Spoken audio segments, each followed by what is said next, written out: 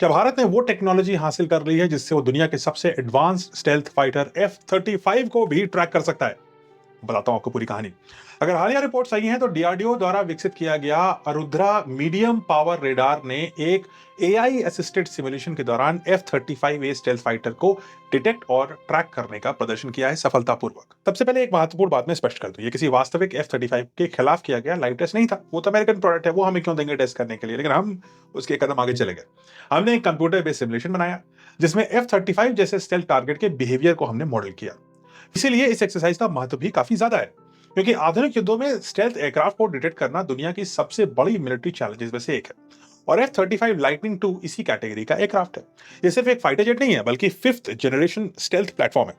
लो radar cross section है, advance electronic warfare system, sensor fusion और battlefield awareness जैसी capabilities इसे बेहद खतरनाक बनाती हैं। और यही कारण है कि F-35 को डिटेक्ट करना कई देशों के लिए एक बड़ी चुनौती बन चुका है। और अब बात करते हैं हमारे अपने अरुद्रा रेडार की।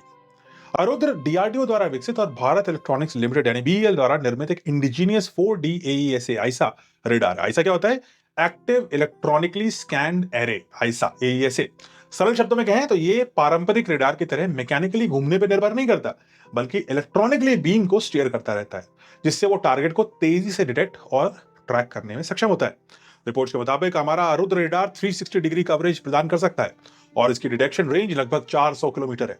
और ये 100 मीटर की ऊंचाई से लेकर के 100 मीटर से लेकर के 30 किलोमीटर एल्टीट्यूड तक टारगेट्स को मॉनिटर और ट्रैक कर सकता है। बड़ा खतरनाक रेडार है।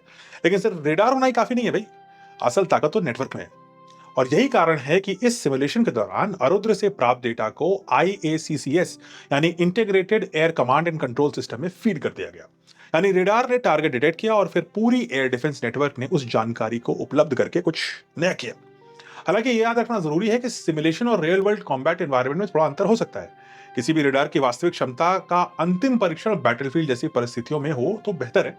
लेकिन फिर भी अगर इंडिजीनियस अरुद्र रेडार ने एक एआई सिमुलेटेड F-35 जैसे स्टेल्थ टारगेट को ट्रैक करने में क्षमता का प्रदर्शन किया है, तो यह भारत की डिफेंस इलेक्ट्रॉनिक इंडस्ट्री के लिए एक बहुत बड़ी छलांग है।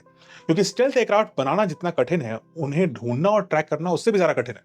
भविष्य के युद्ध में जीत सिर्फ सबसे एडवांस फाइटर से लेस व्यक्ति की नहीं होगी, उस कंट्री की नहीं होगी, बल्कि उसकी होगी जो उन फाइटर्स को पहले देख सके और ट्रैक कर सके। और अरुद्र वही काम करने वाला है। तो अगर आपको अच्छा लगा अरुद्र और ये परफॉर्मेंस ने आपका सीना गर्व से फुला दिया, तो जरूर लिखिए कमेंट्स में अपने विचार और लिखिए जय हिंद।